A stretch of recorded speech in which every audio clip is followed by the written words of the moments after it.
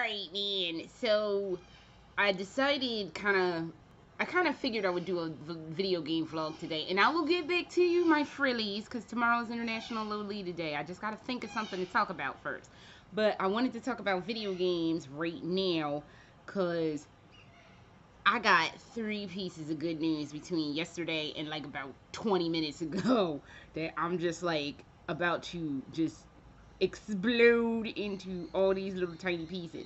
So, as I have lamented multiple times at this point, that the video game land just is not providing me with what I need for comfort and support, especially in the horror genre. I got some news yesterday, today, that made my universe just a wee bit on the brighter side. So, first we're going to start off with some leaked nonsense that I saw on Twitter today with E3 and Sorny's press conference. So this is in Spanish. Okay, I wasn't sure if it was Spanish or Portuguese, and I didn't want to say the wrong thing.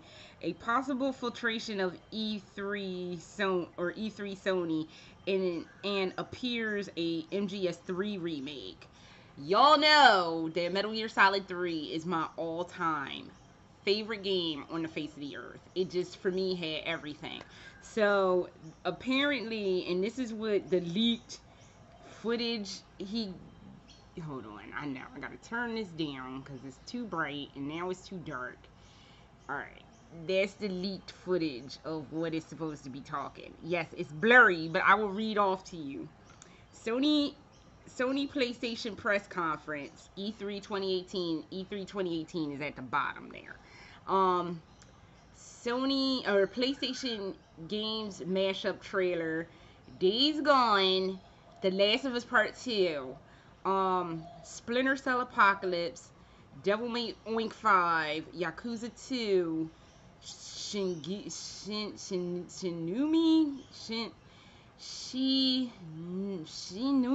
I don't know, I can't pronounce that, 3, PS2 and PS3 games on a PS4 trailer, which I'm kind of like, why are you gonna make me repay for shit that I already paid for? Repay for shit that I already paid for? Why are we doing this? But whatever. Eat Standing, which we've already covered, and whatever. And Kojima plays Eat Standing.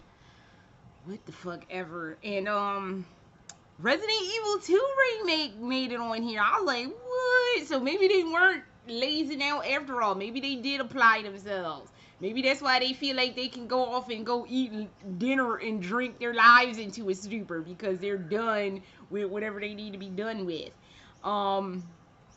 Resident Evil 2 remake gameplay. Vanquish 2, which makes me wonder, is Shinji gonna work on it? Because Vanquish was one of Shinji's games, but Vanquish is part of Platinum Games, from what I understand, and he has his own studio, so it makes me wonder, did he work on that, or did somebody else work on that?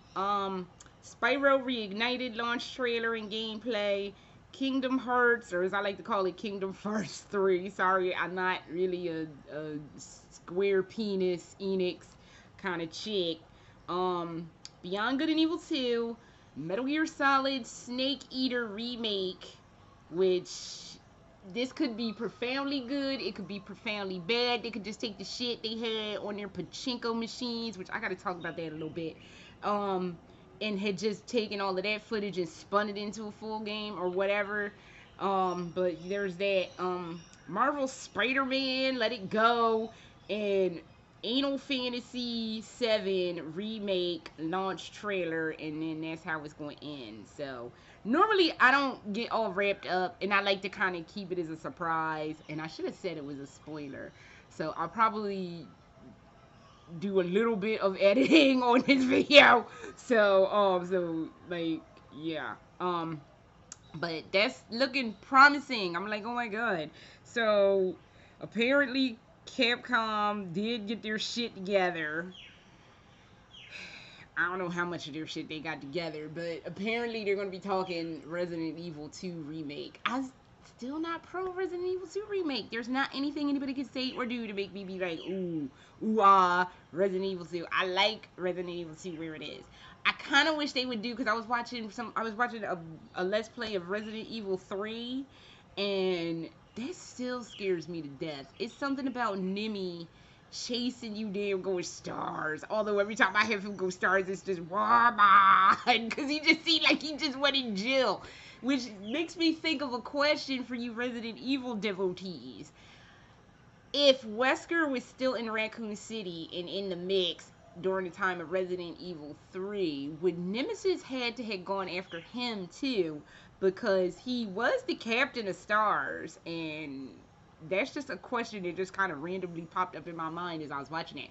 Would Nemesis have to go after Wesker too? Because Nemesis's goal was to kill all the stars members. But would he had to kill Wesker too if Wesker was still hanging around? Which he probably wasn't. Probably after he died and regenerated and got out of the mansion, he probably just fucked off somewhere and was like, oh well, I'm gonna go fuck off somewhere.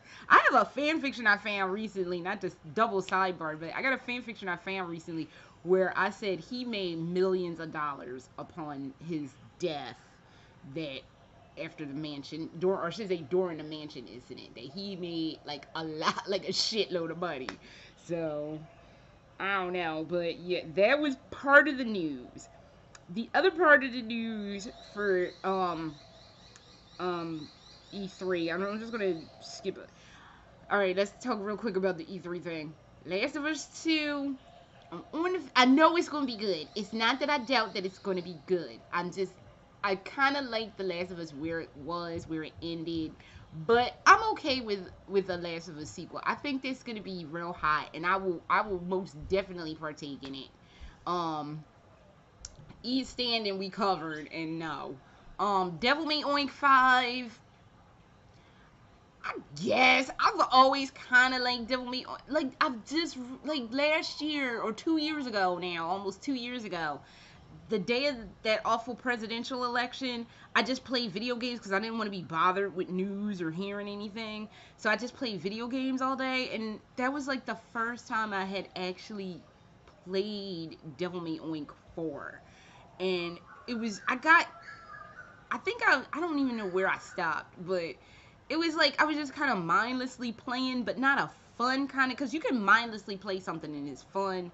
I mindlessly played that, and it was just, like, it was tedious, and I didn't necessarily like it. I didn't mind it, but I didn't like it. I didn't hate it either. It was just kind of like, this is okay.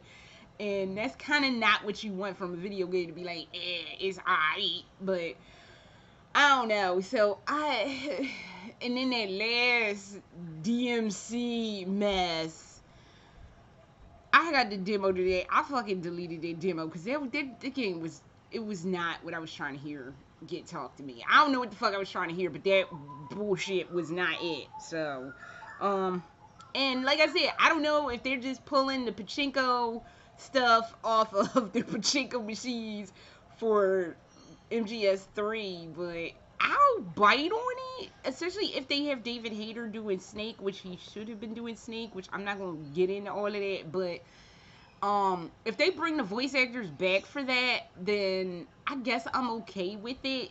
But if they don't, I kind of don't want to hear it. Metal Gear Solid 3 is like a rich tapestry where everything fucking worked perfectly. Like I always say, MGS3 is Kojima. Even though I don't like Kojima as a person, it was Kojima at his finest. That is like his best work. It's like a lot to unpack in that game, but it's not like MGS4. MGS4 is such a fucking train wreck, and I can't with that game. So, but we'll see what that would, if that's even true. They could be bullshitting me, and that's nothing what they're gonna be talking when we get to E3. So we have to wait and see. E3 is in like 2 weeks or something like that. It's not that far away, so it might be something there. It might not be something there. All right. So another in the indie horror universe, The Lighthouse game, which I've watched a lot of people play that little demo they had going around. The Lighthouse demo was kind of next level. I was kind of feeling the Lighthouse, so they came out with their trailer, and I will post a link to that. I won't be lazy today. I'll actually post links up, and that's looking real interesting. It doesn't have a release date yet. Let me go to Shadow Knight Studios' Chumpy Do website, the lighthousegame.com, and I don't think this has a release date. Oh, maybe it does. Oh, excuse the shit out of me. Hang on.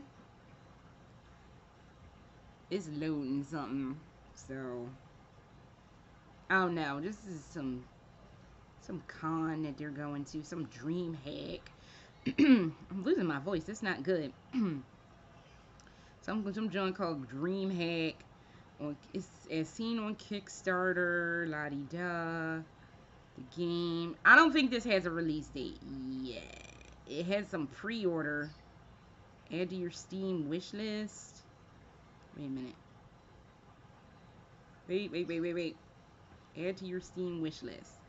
I'm sorry. I should have thought this out better, but come on, Steam, because usually Steam will tell you if something, no release date, it just has coming soon. So that's looking, a lot of people were playing that, and it was going around. It was kind of creepy too. It had some parts that were like a little bit on the creepy tip. Like I didn't go whoop, but I did kind of like do like that. So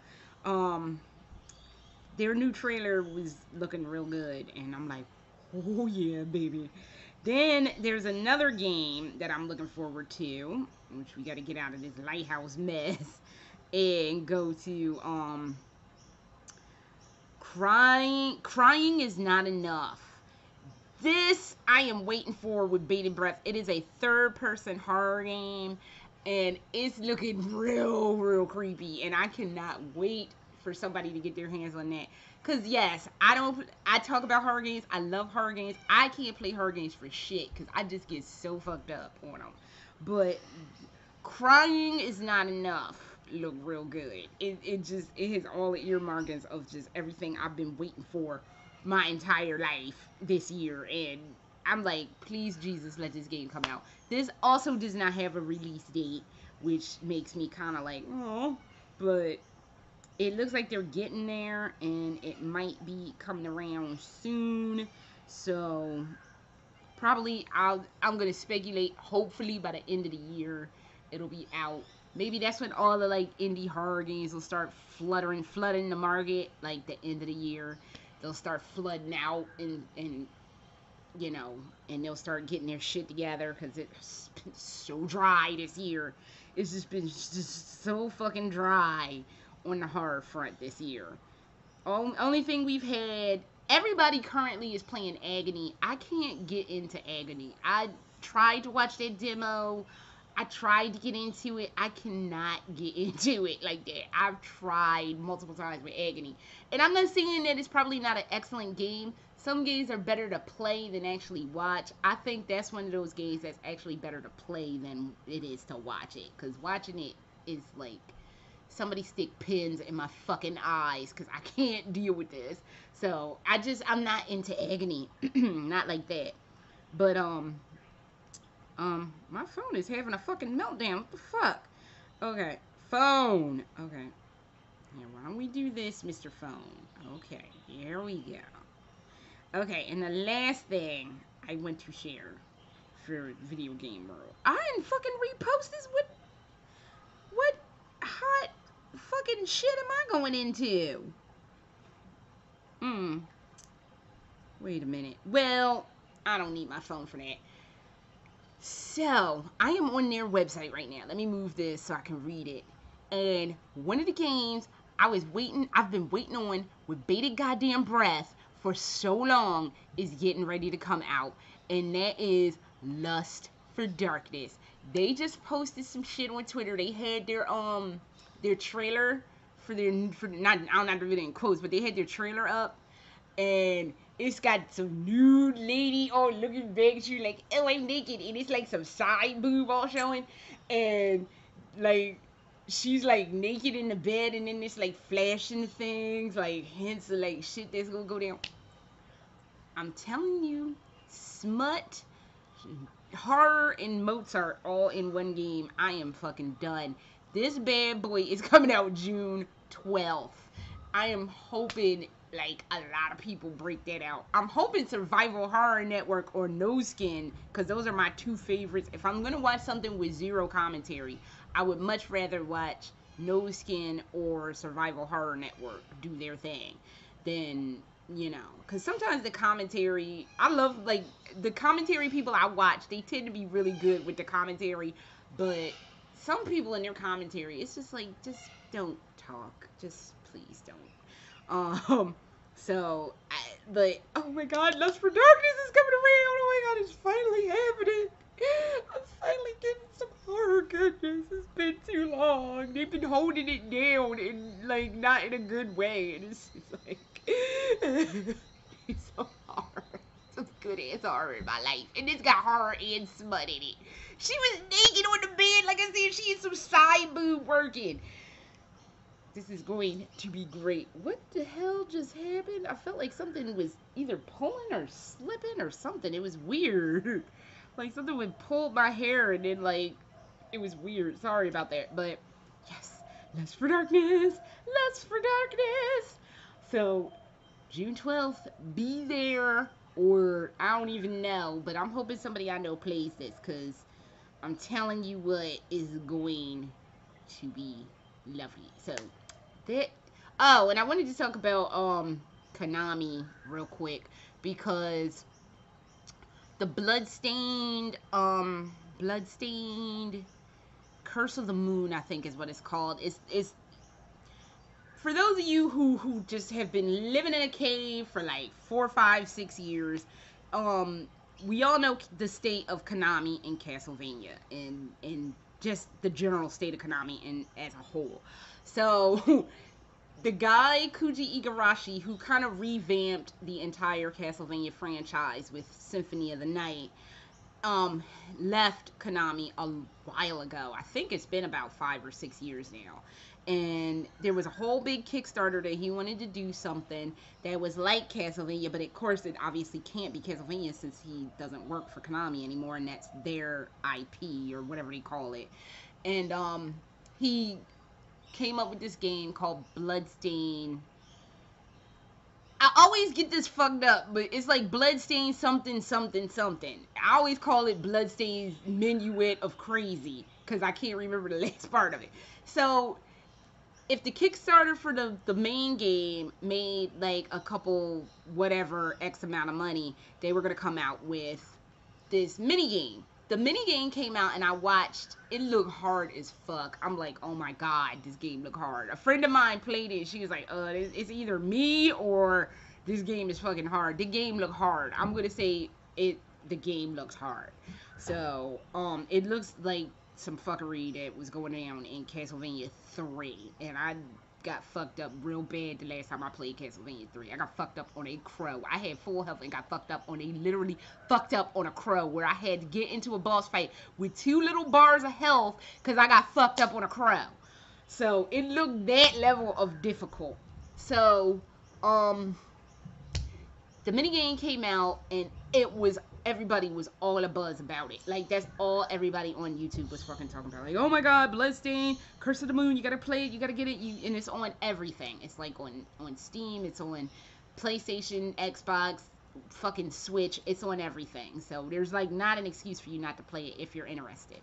So, and people were complaining, they were lamenting that, man, Konami done fucked up. Yes, Konami is a mess. And the one thing that people keep complaining about is why they can just keep going with their pachinko machines. Now, let me be the one to put kind of a nail in the coffin in this pachinko machine debacle. That, for as fucked up and awful as Konami is at present, they're not the only ones who do that pachinko nonsense. Don't let anybody tell you anything differently, because when I was in Japan 2 years ago, I kept seeing shit for Resident Evil 6, and I'm like looking around like, what the fuck? What they getting now that I can't get my hands on? And it finally clicked after seeing this multiple amounts of times that I was in front of a pachinko parlor, and they had a pachinko machine for Resident Evil 6. So Konami's not the only people that do that. Square Enix does it. Fucking Konami does it. Capcom does it. I'm sure Bandai does it. They all Japanese companies, video game companies, they all do this. It's probably a means of them making a little extra money for, like, you know how Capcom is always whining and complaining, oh, Resident Evil 7 didn't sell that well and blah blah blah. It's a way for them to, like, boost their sales and keep them afloat. And I can't, as a former business major, I can't hate on that idea, because you should branch out and do other shit to keep your shit afloat. So let's just, can we squash that? Now, if you want to be pissy about Konami, if you want to be pissy about something, I have reiterated this multiple times, and I don't know if people don't know this or don't believe me. Konami makes gym equipment, i.e. like step machines, those fucking row motherfuckers, the elliptical machines, shit like that. They make equipment for gyms, and in Japan, Konami has a chain of gyms. So you want to get pissy with them, get pissy with them on that. If you want to be super petty and be like, oh, why did they put the most recent Castlevania for Japan only and just make it for, on a mobile platform? Be pissy with them on that stuff. Don't be pissy on them doing pachinko machines, because they all fucking do it, and it's not new. And like I said, it's a way to keep their business afloat. Now, you want to get mad about the gym equipment and Konami having a gym, go right on ahead. You want to get pissed off with them for putting Castlevania on a mobile platform and have it as a phone game and then not bring it out here, you can get mad at them for that shit. But enough with the goddamn pachinko machines, because all Japanese video game companies do that shit. So that is all I have, and this was a relatively long one, and I am so happy to finally be getting some stuff, because it's been so goddamn dead that I can't even talk about it. So that is all I have, and I will probably be doing a Lolita vlog shortly, so